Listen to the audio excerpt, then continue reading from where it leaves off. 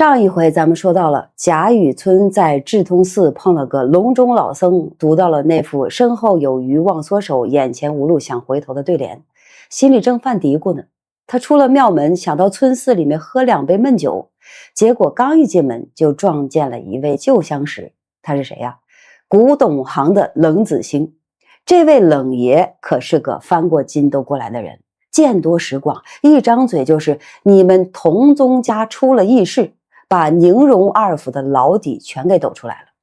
这段是整部《红楼梦》的总说明书，后面几十号人物两府的恩怨根子全在这顿酒里交代了。但是人物关系可是特别复杂啊，如果只看电视剧的话，根本搞不清谁是谁家的，谁和谁什么关系。所以建议你紧跟字幕听我说原文。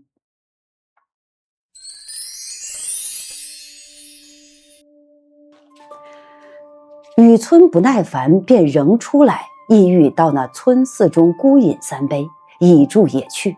于是款步行来，将入寺门，只见座上吃酒之客，有一人起身大笑，接了出来，口内说：“哎呀，奇遇奇遇啊！”雨村忙看时，此人是都中在古董行中贸易的号冷子兴者，旧日在都相识。雨村最赞这冷子兴是个有作为大本领之人，这子兴又借雨村斯文之名，故二人说话投机，最相契合。雨村忙笑道：“老兄何日到此啊？弟竟不知，今日偶遇，真是奇缘也啊！”那子兴道：“去岁年底到家，今因还要入都，从此顺路找个必友说一句话，承他之情，留我多住2日。我也无紧事，且盘桓2日，待月半时也就起身了。今日必有事，我因闲步至此，且歇歇脚，不期这样巧遇啊！”一面说，一面让雨村同席坐了，另整上酒肴来，二人闲谈慢饮，叙些别后之事。雨村因问：“近日都中可有新闻没有啊？”那子兴道：“倒是没有什么新闻倒是老先生您贵同宗家出了一件小小的异事。”那雨村笑道：“弟族中无人在都啊，何谈及此呢？”那子兴笑道：“你们同姓岂非同宗一族啊？”雨村问的是谁家，那子兴说：“荣国府贾府中，可也玷污了先生的门楣啊？”雨村笑道：“原来是他家呀。若论起来，韩族人丁确实不少。自东汉贾复以来，支派繁盛，各省皆有，谁逐细考察得来呢？若论荣国一支，确是同谱，但他那等荣耀，我们不便去攀扯，至今故越发生疏难认了。”那子兴叹道：“老先生休如此说，如今这宁荣2门也都消疏了，不比先时的光景。”雨村道：“当日这宁荣2宅的人口也极多，如何就消疏了呢？”子兴说道：“正是，说来也话长。”雨村道：“去岁我到金陵地界儿，因欲游览6朝遗迹，那日进了石头城，从他老宅门前经过，街东是宁国府，这街西是荣国府，2宅相连，竟将大半条街占了。那大门前虽冷落无人，隔着围墙一望，里面厅殿楼阁也都还峥嵘轩峻呐。就是后一带花园子里面树木山石，也都还有蓊蔚阴润之气，哪里像个衰败之家呀？”那冷子兴笑道：“亏你还是进士出身，原来不通啊。这古人有云，百足之虫，死而不僵啊。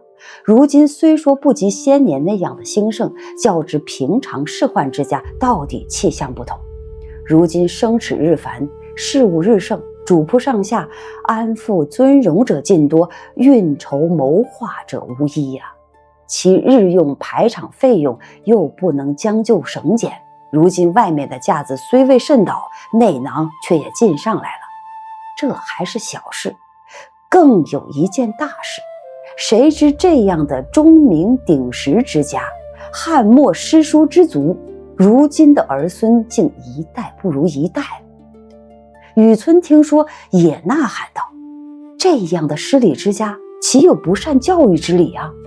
别门不知，只说这宁荣二宅是最教子有方的呀。这子兴叹道：正说的是这两门呐，待我告诉你啊。当日这宁国公与荣国公是异母同胞的两兄弟啊。宁公居长，生了4个儿子。这个宁公死后呢，这个贾代化袭了官啊，也养了2个儿子，长者叫贾夫啊，至8、9岁上便死了。只剩下个次子叫贾敬袭了官啊，如今一味好道，只爱烧丹炼汞，愚者一概不在心上。幸而早年留下一子，名唤贾珍的，因他父亲一心想做神仙啊，把个官倒让他给袭了。他父亲又不肯回原籍来，只在都中城外和道士们胡颤。那么这位真爷倒生了一个儿子，今年才16岁，名叫贾蓉。如今敬老爹一概不管，这真爷哪里肯读书啊？只一味高乐不了，把宁国府竟翻了过来，也没有人敢来管他。再说荣府，你听，方才所说的轶事就出在这里。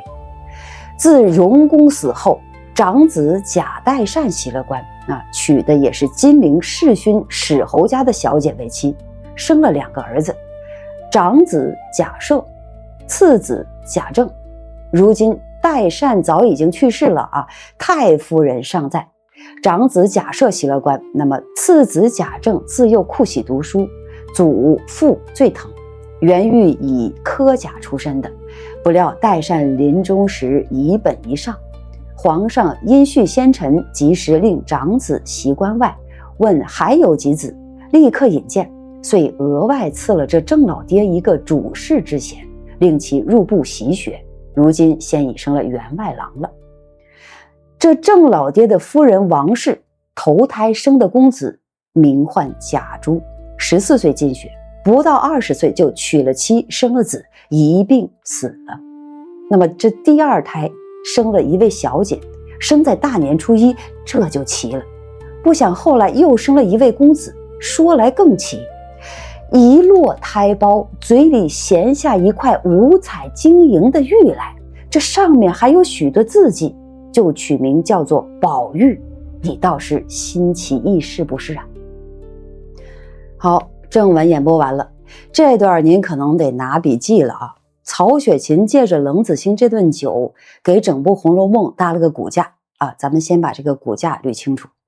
咱先说冷子兴这个人的视角啊，他是个古董商啊，翻过筋斗来的人，又不在贾府内部当差，所以能冷眼旁观，一语道破，百足之虫，死而不僵。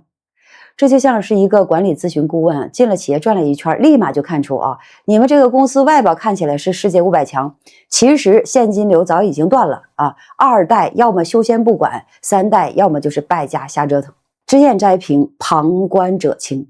冷子兴一双冷眼，比贾府那些安富尊荣的主子清醒100倍。然后接下来我们重点把人物谱掰扯明白。很多人特别是看电视剧的，到这里就晕了啊。宁国府这条线啊，宁国公贾演，然后是长子贾代化袭官，然后贾代化生2个儿子，贾夫8、9岁就死了，贾敬次子袭了官。贾敬这个人可不简单啊，一味好道，只爱烧丹炼汞，把官让给了儿子贾珍，自己跟道士胡颤。就像现在某些家族企业的创2代啊，看破红尘，把公司扔给儿子，自己上山修道去了。可是他的儿子贾珍一味高乐不了，把个宁国府竟翻了过来，这爹不管儿败家，宁国府从根儿上就开始乱了。咱们再说荣国府这条线，荣国公贾源，长子贾代善袭官，娶史侯家的小姐，就是贾母啊，然后生了2个儿子，贾赦他是长子，他袭了官，那么贾政是次子。贾政这个人自幼酷喜读书，原想走科甲正途的，结果靠祖荫得了个主事，升了个员外郎。这说明什么呀？荣国府的文治路线已经失败了，读书读不出真功名了，只能靠祖宗余荫。贾政后来那么逼宝玉读书，根儿就在这儿他自己就是个失败的例子。那么接下来咱们再看子嗣啊，贾政的夫人王氏头胎生了贾珠，14岁进学，不到20岁就娶了妻，生了子，然后一病死了。这句轻描淡写，其实信息量爆炸。贾珠是荣国府的长孙，要是活着就没宝玉什么事儿了。他14岁进学，说明天资极好，娶妻生子，说明香火已去，然后一病死了。这4个字把荣国府的继承人的梯队彻底给打乱了。如果贾珠不死，李纨就是未来的当家主母，贾兰就是未来的继承人，整个故事的走向会完全不同。贾珠的死是荣国府命运的一个隐形转折点。然后是2位奇人，一位小姐生在大年初一，这是元春，后来进宫做了皇妃，但是冷子兴说这就奇了。那么更大的奇还在后头，那就是宝玉一落胎胞，嘴里便衔下一块五彩晶莹的玉来，上面还有许多字迹。您想，一个婴儿衔玉而生，现代医学看当然是神话，但在小说里，这意味着宝玉从娘胎里就背负着整个家族的期望和重量。他不是普通人，他是情的化身，是荣国府最后的精神寄托。但是冷子兴最后那句“你倒是新奇异事不是”，您仔细品，这语气不是简单的惊叹，是带着一丝不祥的。奇事往往伴随着异兆，那么衔玉而生在封建大家族里，既可以是祥瑞，也可能是妖异。后来宝玉摔玉砸玉，其实都是在反抗这个奇字给他定的命。那么从文学笔法上看，曹雪芹这一大段演说用了典型的冰山理论，冷子兴像说书人一样把梁府4代人物一口气抖出来，但是每个名字后面都藏着巨大的空白。贾静为什么好道？贾珍为什么敢翻了过来？宝玉到底什么来历？这些空白后面慢慢填，这就是长篇小说的构架功夫了。而且您注意啊，冷子兴说的如今的儿孙竟一代不如一代了，这8个字是《红楼梦》全书的主旋律。宁国府从贾静到贾珍到贾蓉，荣国府从贾赦贾政到宝玉全是下坡。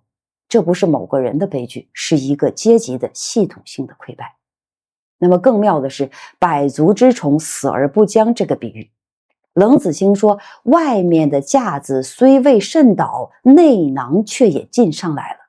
这像什么呢？像现在的某些百年老字号啊，门店还开着，装修还富丽堂皇，但是仓库里早空了，账面上早就亏了，全靠吃老本卖牌子撑着。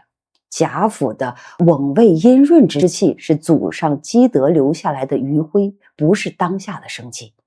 这种假繁荣比真衰败还可怕，因为里面的人还在做梦，还在安富尊荣，直到大厦崩塌那一刻才恍然大悟。所以这段演说表面是介绍人物，实际上是在宣判死刑。曹雪芹让冷子兴这个外人来宣判，比让贾府自己人忏悔更有力量，因为当局者永远迷，旁观者永远清。